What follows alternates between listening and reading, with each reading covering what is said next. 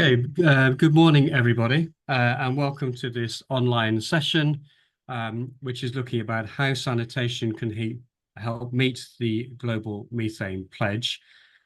So this session is organised partly by the group of institutions involved with the Sanitation and Climate Assessing Resilience and Emissions, the SCARE project, and you can see below the list of organisations involved with the project.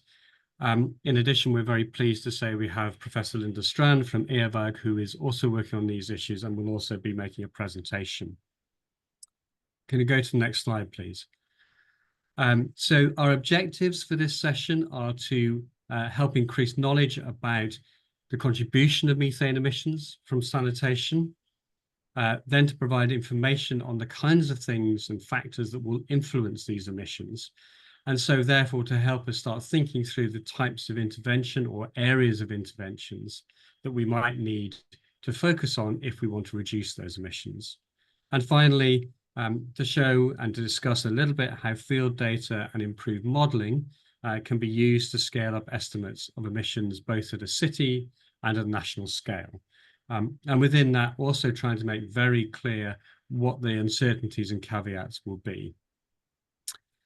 This slide gives you a quick rundown of the agenda. So myself, Professor Guy Howard from the University of Bristol, will give a short introduction about why sanitation is important in relation to action on methane. We will then ask Dr. Miller Alonso Camargo Valero from the University of Leeds to provide some of the key findings that has come from the SCARE project about methane emissions from tanks and latrines. After that, we'll ask Prativa Pudel from Kathmandu University to discuss a little bit how groundwater can affect those emissions. We'll then move to a couple of recorded presentations, one looking at the influence of technology and management on methane emissions from Dr. Baba Ngom from the École Polytechnique de Thais. And then following that, a presentation about the issues to consider when applying empirical methane data when scaling up estimates, which will be provided by Professor Linda Strand.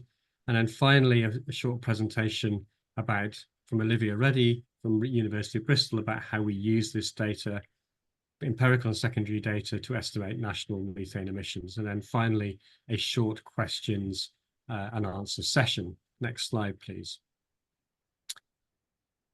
So, very briefly, how do we think sanitation can help meet the Global Methane Pledge? Next slide, please, Olivia. So what is the issue? Now, I'm sure a lot of you have discussed or heard some of this, but I think it's important to reflect that sanitation and wastewater is a substantial contributor both to total carbon emissions and to methane in particular. So the last time the IPCC provided estimates, just over 1.5% of total global emissions could be related to wastewater and sanitation. Then specifically within the wastewater sector, there have been a number of different reviews that have suggested up to about 8% of total global methane emissions come from wastewater sector as a whole, so that's sewered and non-sewered systems, that about 5% of the total anthropogenic methane could come from the range of on-site sanitation systems, so septic tanks and latrines. And other estimates have suggested that almost 2% of total anthropogenic methane comes just from pit latrines. So what this tells us is that sanitation is a substantial source of methane. Next slide, please. There's also concern that as we move forward to develop our sanitation, that achieving our targets could lead to a very substantial increase in methane, especially in Africa and India, unless we make the right types of choices around technology and management, which may lead to much lower emissions. So there could be real win-wins here. But to achieve those win-wins, we will need to get access to funding from climate funds. But at present, it's clear that very few nationally determined contributions to the UNFCCC and very few methane action plans actually include action on sanitation. But the point is, the Methane Pledge is a real opportunity for us to change this. So 155 countries worldwide have signed this pledge. It's voluntary and it aims to reduce methane at a global level. And what we've seen from COP28, that there was $1 billion committed for methane mitigation. But at the moment, most of that goes towards reducing fossil fuel flaring and some action around agriculture. But as waste and wastewater is the third biggest sector producing methane, this is a real opportunity for us to make the case that investments in sanitation can lead to lower methane emissions, as well as providing safely managed sanitation that protects public health. Next slide, please.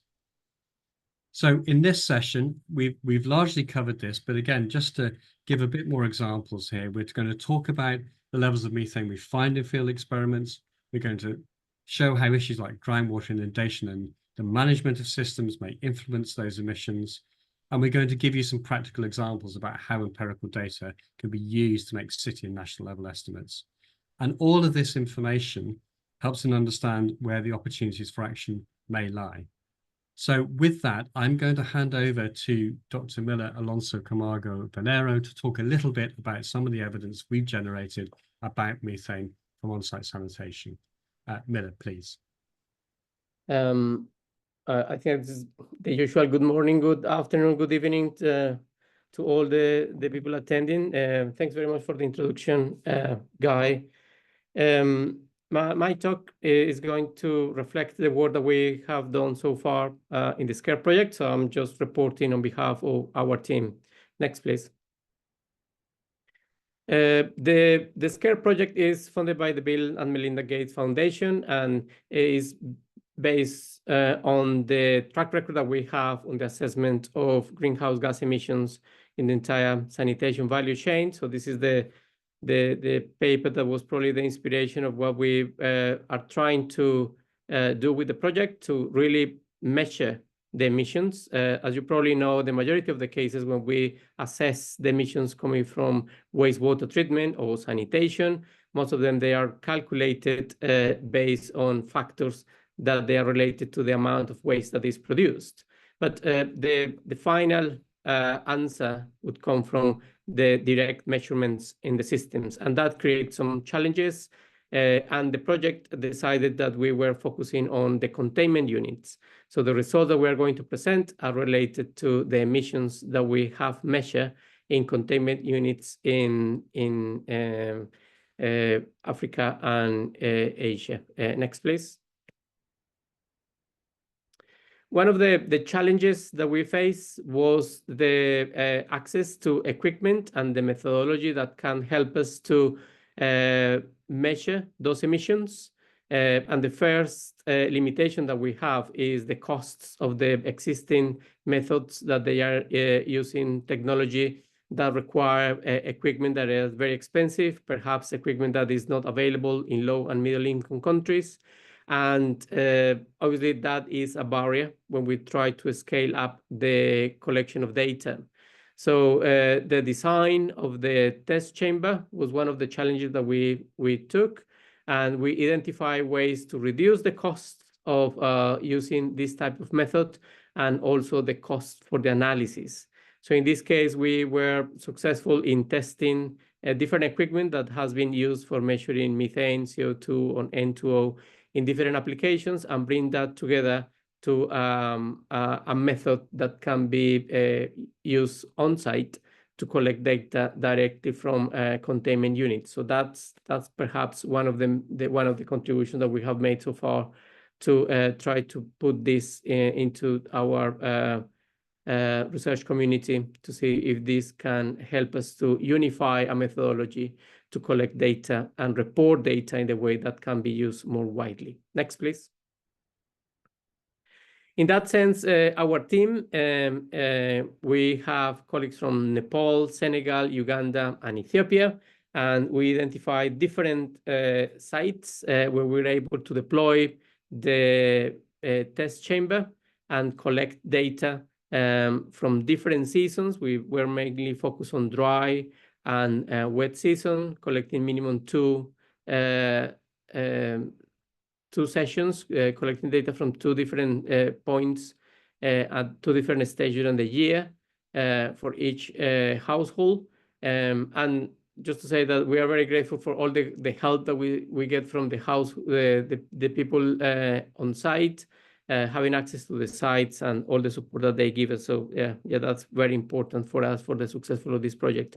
As you can see here from these pictures, is a very simple way to collect the gases. So this is the different examples of the test chambers that we were using and deploy on site.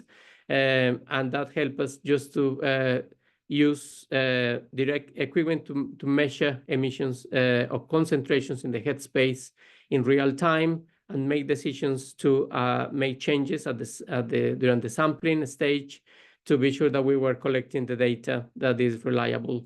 Another option is to collect gas samples and send them to the lab, and that if that is available, that is also a very good way to have reliable data for measuring the greenhouse gas emissions. Next, please.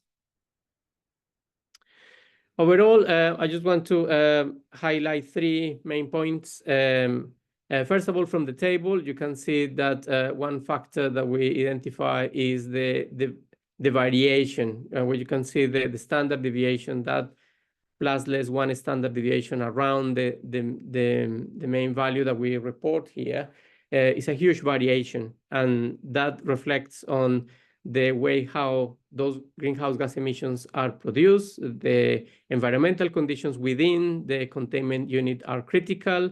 pH, temperature, concentration of organic matter, and the residence time are key to identify the emissions that they are produced. So the operation and the maintenance of the unit makes an impact. We identify some cases where sludge was not removed for a period of 5 years in some cases. And that obviously creates an additional point to consider when we are trying to identify what are the mechanisms that we can implement to reduce the emissions from these containment units. Another element that we identify was the definition of what is a pit latrine, what is a septic tank.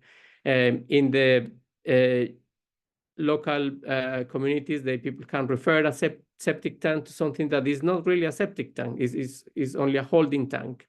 So there is a need to really understand exactly the nature of the unit, and anything that is reported for that unit that help us to calculate for later the emissions. It would be very difficult to use data for septic tanks when the original data is not really collected or produced from the actual septic tank. So that's why we identified as a limitation. Another factor is the difference between the emissions between pit latrines and tanks, that pit latrines has a larger contribution to methane emissions. The other point is the difference between the holding tanks and the septic tanks. We really didn't find a real difference between these two. Next, please. So if there is something to take away from this session, one, that is possible to use low-cost technology for the collection of data. This obviously requires to develop capacity, local capacity, because by reducing the reliance on high tech, you increase the reliance on the expertise on site in the field. So those who are collecting the data, they need to fully understand how the system works and to be prepared to make decisions on site. So in that sense, the data that is collected is more accurate and more representative of the actual unit. Another point that is important to highlight is the variability that we identify during our sampling. Obviously, changes from location, changes from the type of unit, but because of the variability during the day in the way how the units are used, is also important that further research is conducted to understand any temporal variation within the units so far. And this is probably something that is going to be also confirmed by our colleagues from EAWAG later, that based on short sampling collection sessions, let's say a couple of hours, So far, we didn't identify N2O production, but still we need to be sure that that's the case. And further research is needed just to clarify what are the contributions, not only for methane, but also for any other potential gases that can be released from these sanitation units like nitrous oxide. Okay, that's it from me. Thanks very much. Great, thank you very much, Miller. That's very much appreciated. I have also just noted to people that if you want to, if you have any questions that you'd like to give to the speakers, please put them in the chat box. I will keep a record of those. And then at the end of the session, I will try and make sure we ask as many of those as we can get to. But before we do that, so I've noticed that Bara and Memela have both put some questions in there, so we'll come back to those at the end of the time. What I would like to do now is to pass over to Prativa Pudel from Kathmandu University to talk a little bit about doing estimation greenhouse gas emissions and thinking about how you bring in modelled groundwater data. So over to you, please, Prativa. Thank you, Professor Guy. So good morning, everyone. I am Pratibha Paudel from Kathmandu University. And today I feel very glad to be here at Stockholm Water Week. And I'm presenting on national estimates of methane from sanitation using empirical field and model groundwater data. Next slide, please. In this presentation, I will be highlighting the methodologies used and results from major 2 case studies, which was done in one of the countries in South Africa, that is Senegal, and another one was done in Nepal. Next slide, please. So moving on with the presentations, we all are aware what groundwater is, right? So groundwater is found in almost all the places, and sometimes it can be we can found groundwater even within few meters. We need to go thousands of meters, hundreds of meters to get the groundwater level, right? But similarly, sanitation containment systems such as pit latrines, which are generally unsealed kind of latrines, they have an average depth of 3 meters, and where the groundwater level is higher and the average depth is 3 meters, there are chances that these kind of pit latrines can be inundated. And when they are inundated, the sludge inside these pit latrines are moist in conditions. They get moisture from the groundwater, and this creates anaerobic conditions, which releases the methane emissions. And which is not found in anaerobic conditions in drier latrines. So this scenario is being realized by IPCC, and IPCC has given different methane correction factors and emission factors for different kind of containments based on the moisture content in the containments. But the problem lies with the groundwater availability in the country itself. So reliable national groundwater data is not available, for which like the estimates is based on a single emission factors, and which has underestimated the emissions. Next slide, please. So as mentioned earlier, this is the table where we have kept the methane correction factors for different containment systems like pits and septic tank. So septic tank doesn't have any category because it is completely sealed, while pit latrines are unsealed and there are chances they can be inundated. So if we see that the dry pit latrines has the methane correction factor of 0.1, while the wet pit latrines have the maximum methane correction factor of 0.7. So if we analyze this, we can say that the wet pit latrines can emit 7 times more than that of the dry pit latrines. Next slide. Both the studies, case studies, have used IPCC method, refined method 2019. So the formula is in the slide. So the IPCC method is dependent on biological oxygen demand. So for Asia, the biological oxygen demand is 40 grams per capita per day, whereas for African countries like Senegal, it's 37 grams per capita per day was used for the calculations. Next slide. So moving on with the findings from the study. So if you see, this is the this map shows the average groundwater level in Senegal for the month of January, which was retrieved from historical data recorded between 1939 to 2006 from government institutions. And inverse distance weighting method interpolation was used to extrapolate to 121 groundwater depth points across the country. Next. So in this map, you can see the three different sets. The dark blue represents the deeper groundwater, and then light blue indicates the shallow groundwater. And the red one are the areas where there are chances of pit latrine inundations because the groundwater table is higher and the pit latrine's depth is much more low, like deeper than the groundwater table. So after this categorization of the content pit latrines, the population data and pit latrine use data was used to give the total emissions of the country, and it was 568 kiloton CO2 equivalent per year. Next slide. So here, this is the findings from the second study, which was done in Nepal. So if you see in the map, the darker blue sets are the deeper, like the shallower groundwater, while the light blue are the shallower groundwater table. So since Nepal do not have any reliable groundwater data inventory, so FANATO secondary database was extrapolated to the country, and this map was prepared. Next slide.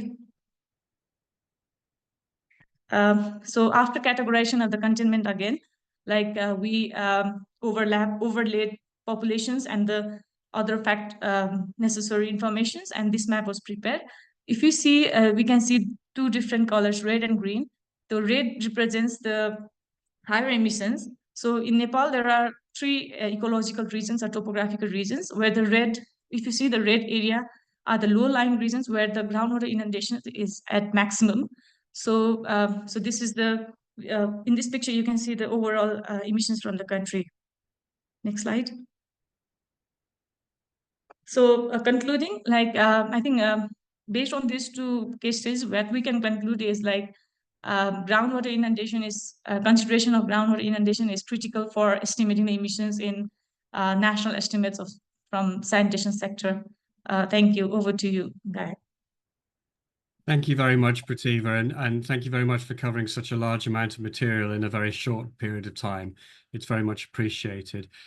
What we're now going to do is to show you a pre-recorded video. Unfortunately, Dr. Ngom can't be with us today because of another commitment, but this Baba will talk to you about some of the management and technology issues that influence methane. So please start the video, Olivia.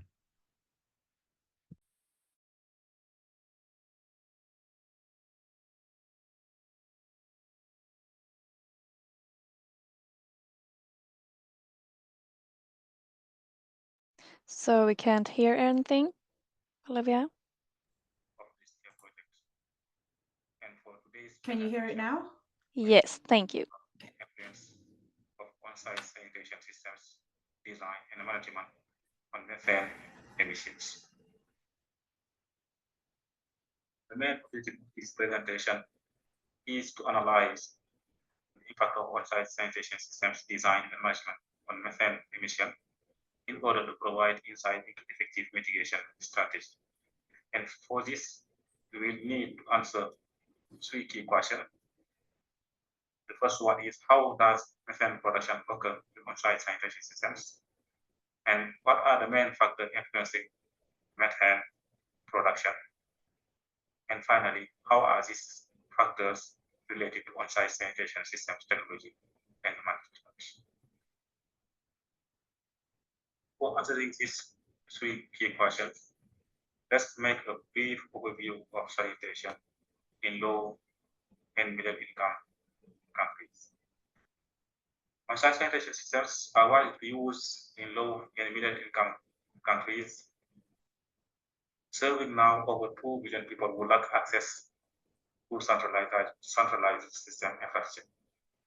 These systems include a range of toilet types, from traditional pit latrine to more modern flush systems.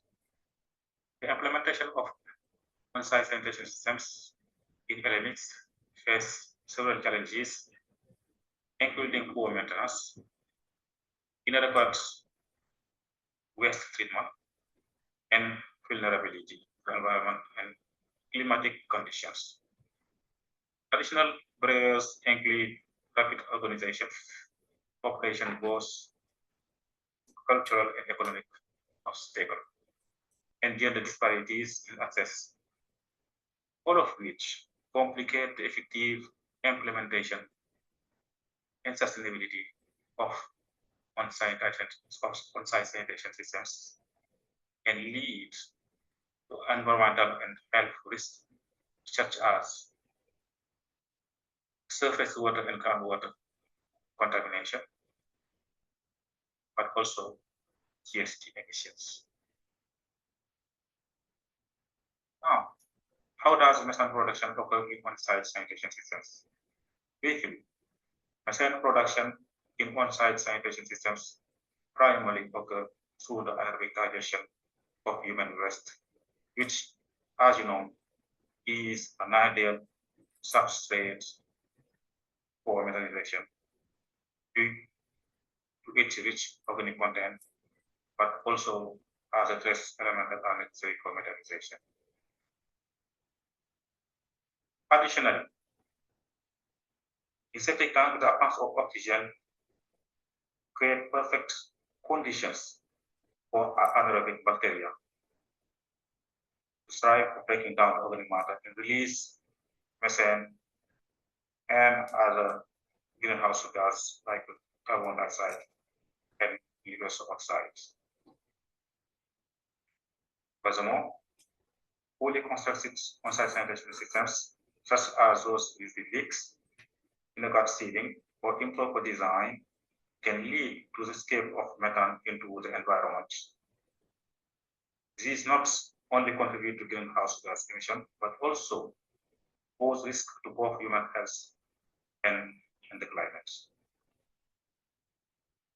Now, what are the main factors influencing methane production? As you know, the methanization process, like all biological processes, rely on environmental factors such as the composition of the substrates, the anaerobic condition, which is related here to the ventilation, the pH, the temperature, the retention time, the organic loading rates, and the system design, and many more other parameters. Talking about methane production in on-site sanitation systems, we can say that all the previously cited parameters are either related to the design or the management, or both design and management of the on-site sanitation systems. If, for example, we take the ventilation, which is related to the airway condition of the system, this ventilation depends on the presence or absence of the vent pipe, but also the depth of the contentment. We can give also as an example the retention time, which can be related either the design or the management. The design through the volume and the management through the emptying frequency.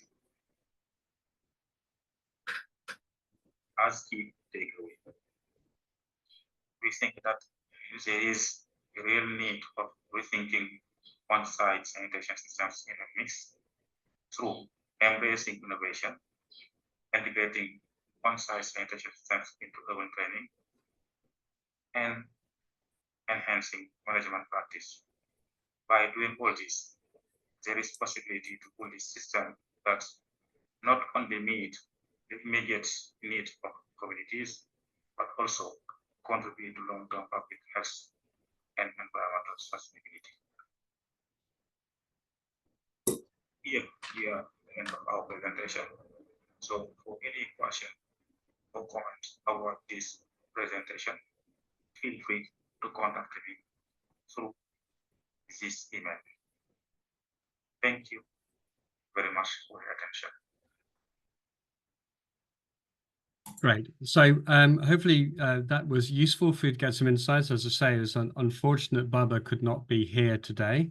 but he is, as you've noted, he's quite willing for people to contact him to provide some more information.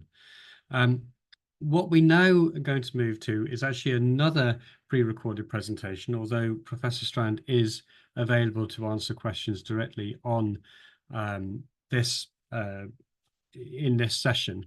But this is going to look at an integrated approach to estimating greenhouse gas emissions. So please, Olivia, if you could start the presentation. And if you have questions related to this, please, as I say, put it in the chat, and then Linda will be able to answer that afterwards. Hello, I'm Linda Strande, head of the department SONDEC at EAWAG. And my presentation today is going to be about key issues to consider for an integrated approach to estimating greenhouse gas emissions when evaluating how sanitation can help meet the Global Methane Pledge.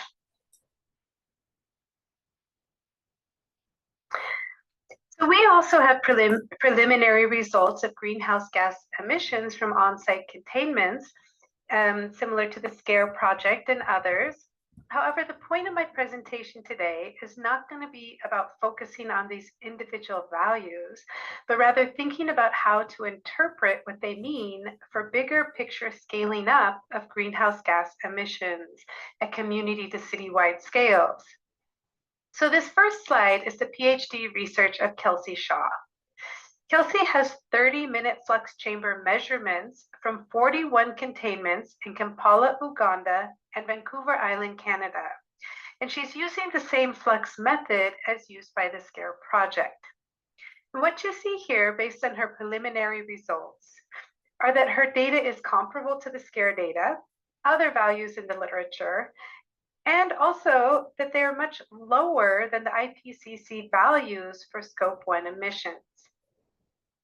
So one problem with comparing to the literature and for scaling up in general is that these values are all reported as per capita, calculated as the total number of people that have access to or regularly use a toilet.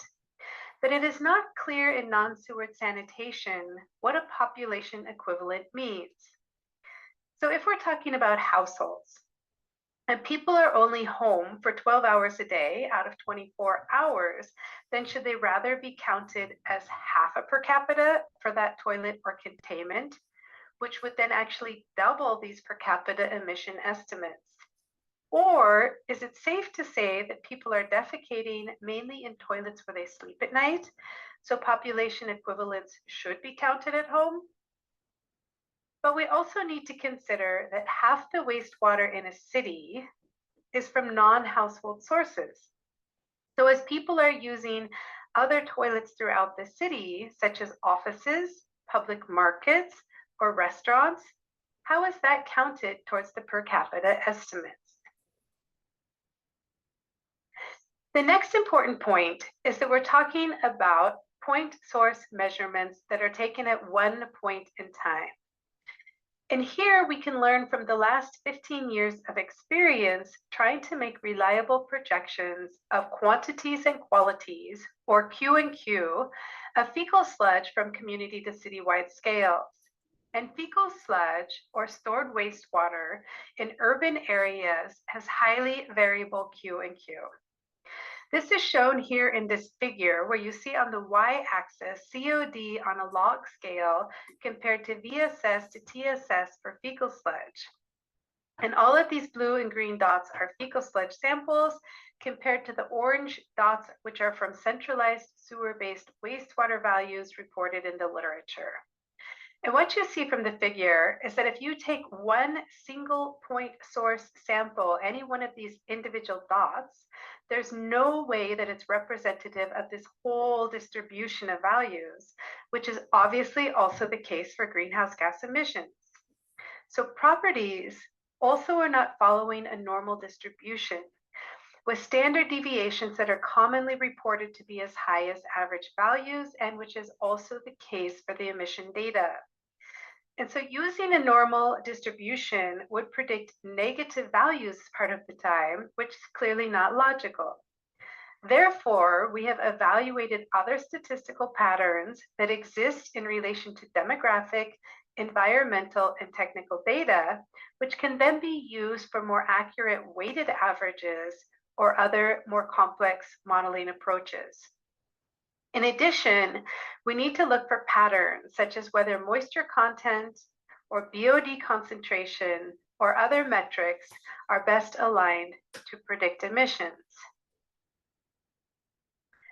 Finally, when considering emission factors and how much organic matter during storage is converted to greenhouse gas emissions, there is a common misconception that organic matter in fecal sludge is being completely degraded during storage, and the time since last emptied is a predictor of the level of stabilization.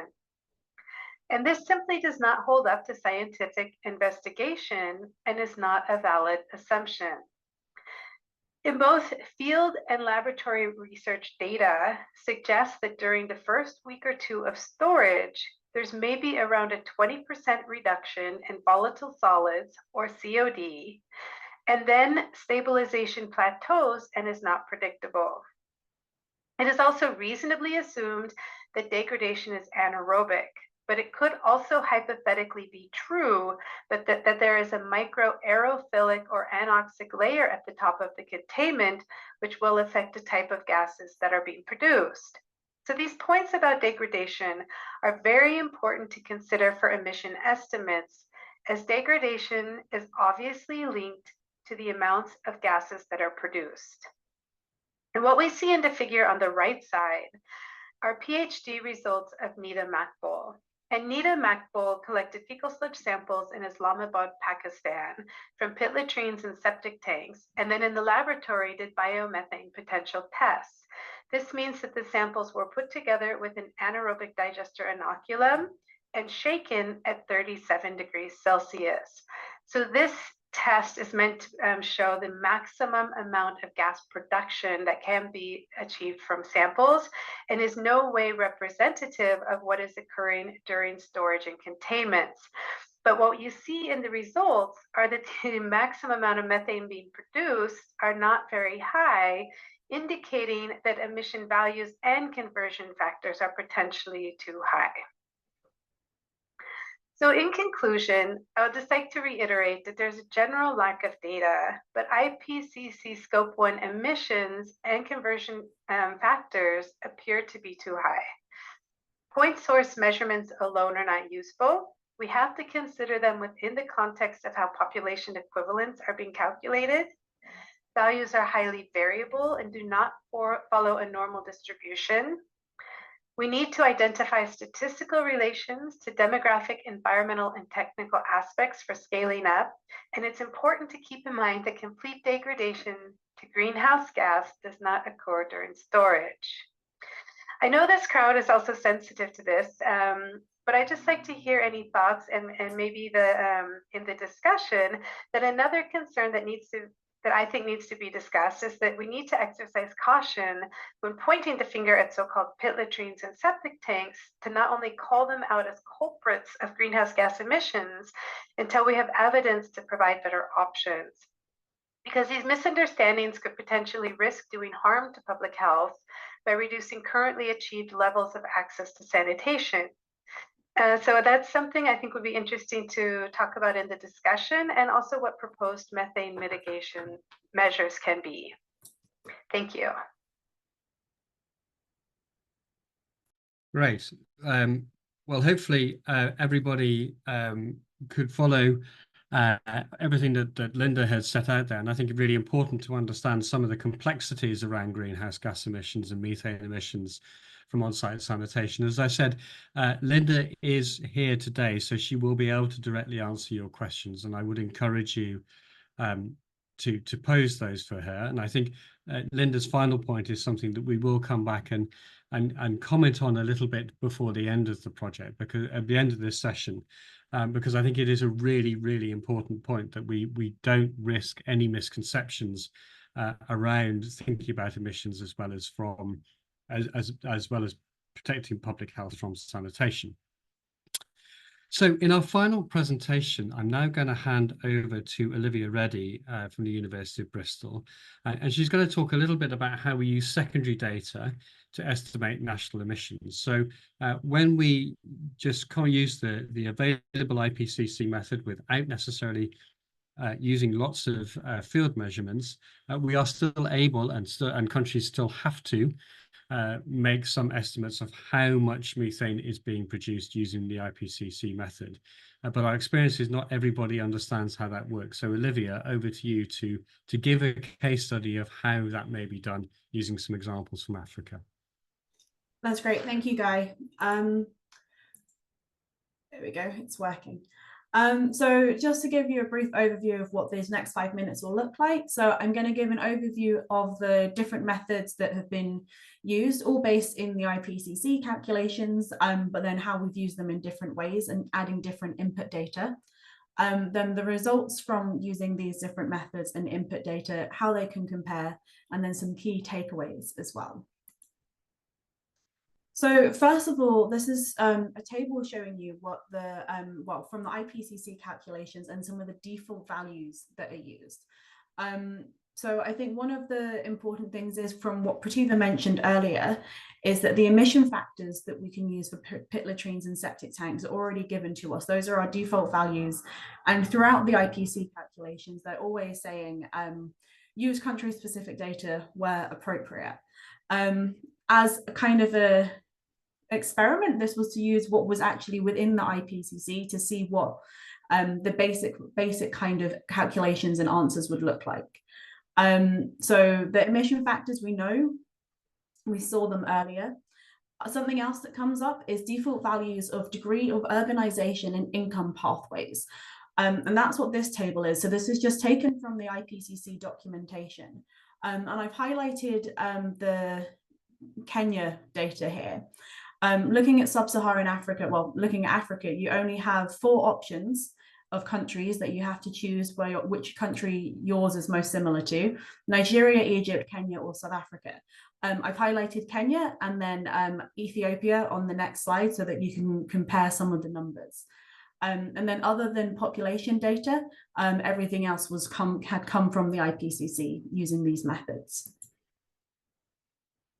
So here, instead of just using the default IPCC for urbanization and pathways, we've also used data from the World Bank and the JMP. So you can see how the Kenya data now goes to the Ethiopia data and how much more country specific this is, and what kind of impacts this might actually have as well. So what we will do is compare the defaults to then the more direct ones using the World Bank and JMP data. And then finally, we've also used the IPCC calculations with additions from the SCARE project. So the empirical data and emission rates that we got from these. Because the emission rates were calculated slightly differently to how emission factors are generated from the IPCC, the calculations needed to be changed slightly. But this was still following IPCC procedure the whole time. But by doing this, we were able to input the actual empirical data that came from the SCARE project into the IPCC calculations. So this is a bit of a big table. I'll give you a little bit of time to look at it. These are the total methane emissions from pit latrines in 5 different countries. And just to note here that we did collect empirical data from Ethiopia, Senegal, and Uganda. And then this was used kind of as a default information for Mozambique and Nigeria to see actually how we can make it work for other countries that are similar. You can see the first column on the IPCC default data, the middle column using the JMP and World Bank data, and then the final column using the SCARE data are the methods that I just presented to you. The fourth column is the groundwater data, as Prativa mentioned earlier. And then the second column is when just the JMP data is added. But if I draw your attention to Ethiopia, for example, you can see how these different data inputs can really change the outputs that you have in the end, from 102.71 kilotons of methane per year down to 54 kilotons of methane per year. And that's just changing your input data that you have and making it more country specific. So this does have really big implications. Again, when we're looking especially at pit latrines here, we can see that when we add the empirical data, these numbers become even bigger. So potentially we might be underestimating the methane potential from pit latrines as it is. And then again, we can look at septic tanks. Again, the column 1, 3, and 4 are the methods that I just presented. Similar story here with how different actually the results are with your different types of input data. But when we're adding the empirical data from here at the end, you can see that actually for septic tanks, it looks like we potentially might be overestimating. But again, this is just from one study. As much as we've got lots of data from the countries that we've been working in, this is just one study still. And just some key takeaways is that, especially with the septic tanks, this can be down to methodological issues, capturing discharge emissions. For example, on the SCARE project, we were measuring inside the containment, but septic tanks have an outlet as well. So emissions might have been coming from that, which might be why we've underestimated them within our project. One of the best things to do is to probably, for the IPCC to signpost a bit more towards the World Bank and the JMP, so that this data can actually be used on a country-specific level. And then the final thing I'd like to say is that use the best data available when you're doing these calculations. That doesn't mean that you're going to get higher or lower emissions. It just means that you're going to have the most representative data for calculating your national emissions. Thank you. Great, thank you very much, Olivia. That was very helpful, and I think particularly building on the previous presentation that Linda had made, it just illustrates the kind of variability that we might see around emissions coming from sanitation systems. So we have about 10 minutes left for some questions. Now, there are some in the chat, which I will kind of try to address straight away. But if you have other questions, please raise your hand virtually would be helpful. I do see that some of the questions that have been raised have already been answered, so I'm not going to go over those unless people think that there's anything further that they really need to clarify. So I saw a couple of questions from Barra and then later from Tom about the nature of the pit latrines that we have been looking at. The short answer to that is that we have looked at a wide range of different types of pit latrines. So when Miller was presenting some of the results from the SCARE project, what those results reflect is a range of latrine types in different countries and under different conditions. So there's no one answer to you. The actual, and in fact, the variation you see is often explained by the differences in the pit latrines that we've looked at. One of the things I would also add, and this builds on, I think, something that Miller in particular flagged, is that what we've done under SCARE is to really look at a toilet typology, because there are so many misconceptions at a country level about what kinds of technologies people are using. So very commonly people say they are using a septic tank, but when they're not, they are using some kind of tank, but it certainly isn't functioning as a fully septic tank.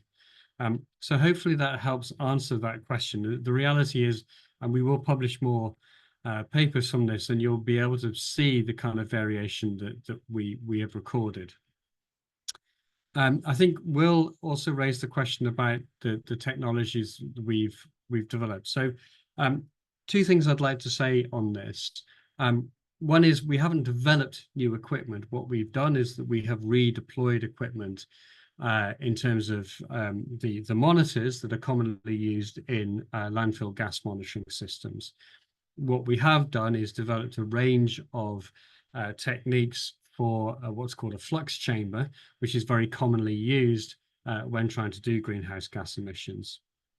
Now, we will, as we publish, we will be providing details on those. However, the second point I would really like to stress is that I think if you're going to go into this process of trying to monitor greenhouse gas emissions, you do need to make sure you have access to specialist input. So people who really understand the biochemical processes involved around waste and waste decomposition.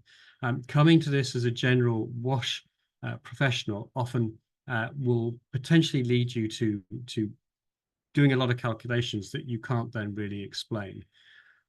This is not necessarily something that's amenable to everybody just to do. So I think I would always put a caveat that you do need that specialist expertise if you're trying to do that. I think some of the other questions that were raised were answered. There was one question about the potential for increased methane with Africa and India. There is no direct data. This is a modelled estimate that could come about, and it really depends exactly, whether that comes to pass depends very much on the kind of technologies that are used and how they are managed. But it's saying that if you look at our current types of technology, particularly with pit latrines, that may well lead to more methane emissions.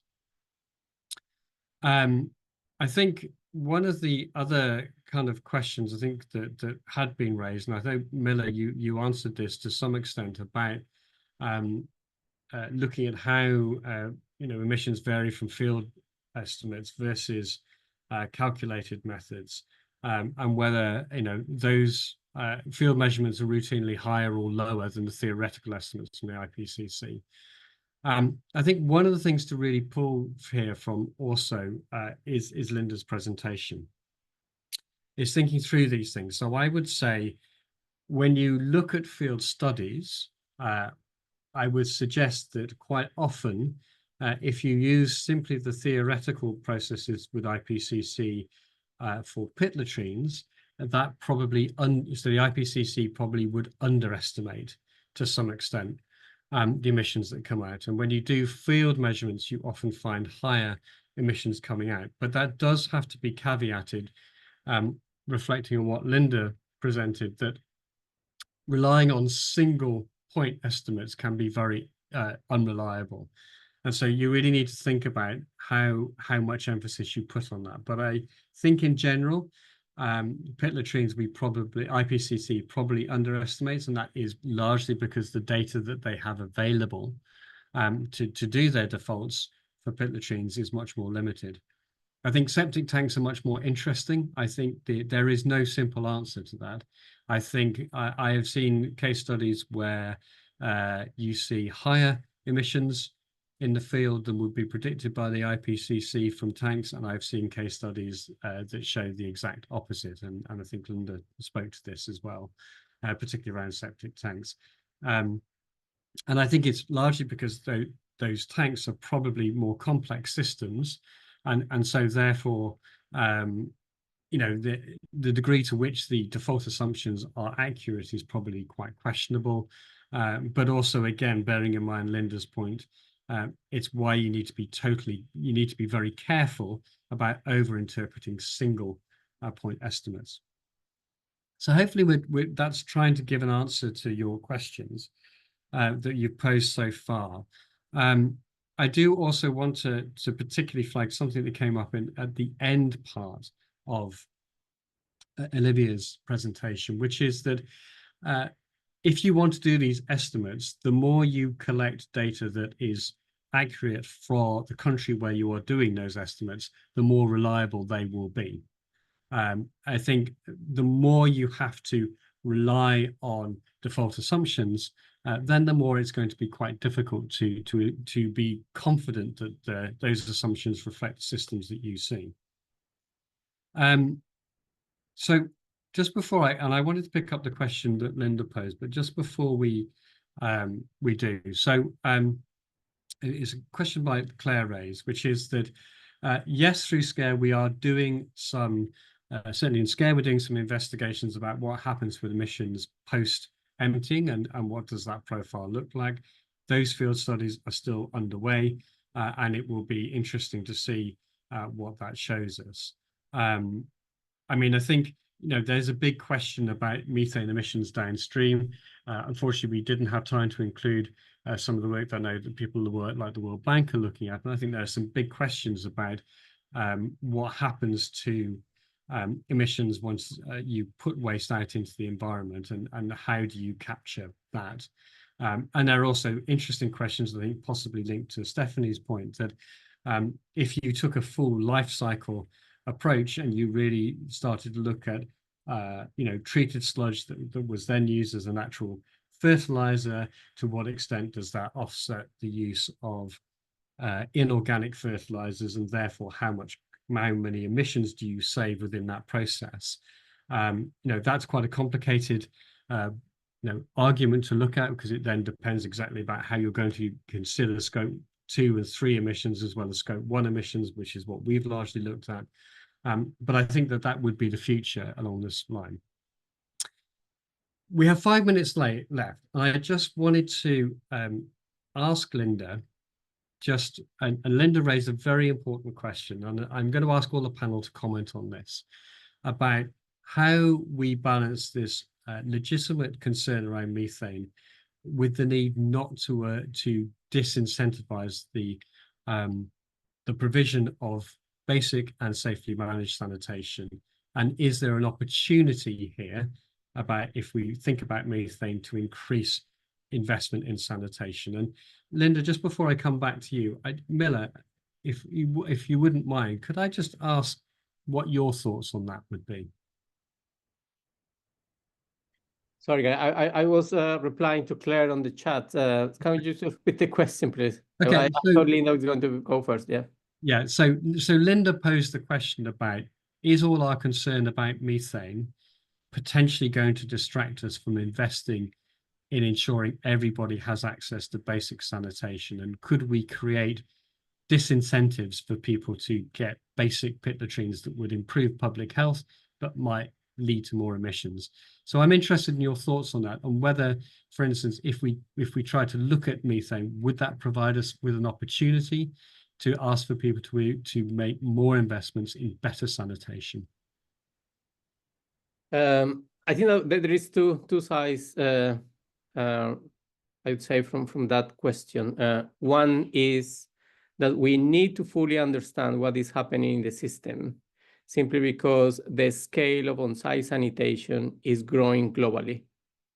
If we know that there are potential emissions, we need to be able to know exactly how to handle that for the current and the new systems that will be built. There is no way that we are going to have, again, the standardized template that everybody will have sewer networks and connected toilets to them and to a centralized wastewater treatment system. The other part is to create, let's say, bad reputation to the on-site sanitation only based on the hot topic, which is greenhouse gas emissions and climate change. We need to balance what are the additional benefits that sanitation make for sustainable development in many countries, including improvements on health, improvements on the quality of the environment.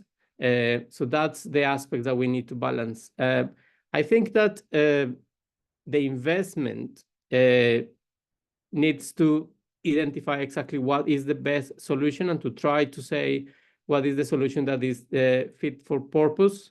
In some cases, on-site sanitation and on-site containments are perhaps the best option in terms of cost benefit, but it doesn't mean that is the only solution. We need to be sure that the technology that is deployed is the one that really fit the bill for the particular problem. And obviously there will be a lot more to discuss in terms of what happens downstream. But for now, I would say that these two, for me, is something to consider. Thank you very much, Miller. Sorry for putting you on the spot when you were diligently answering other questions.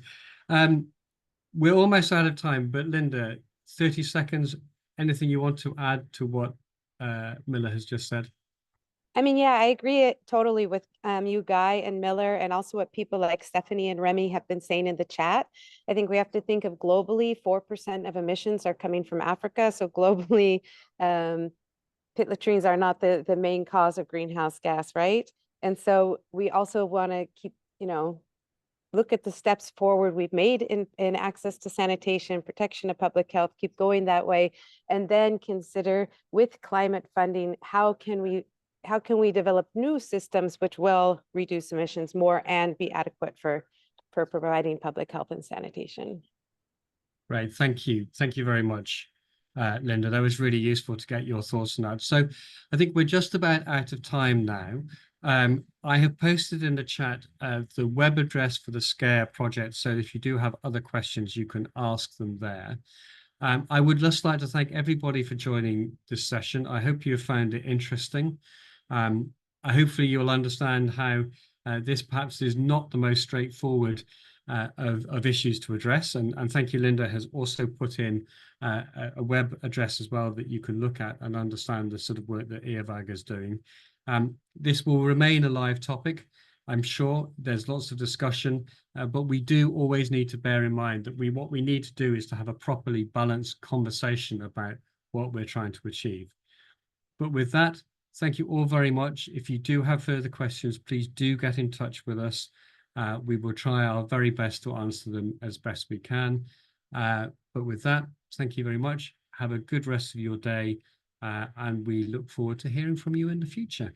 Okay, goodbye.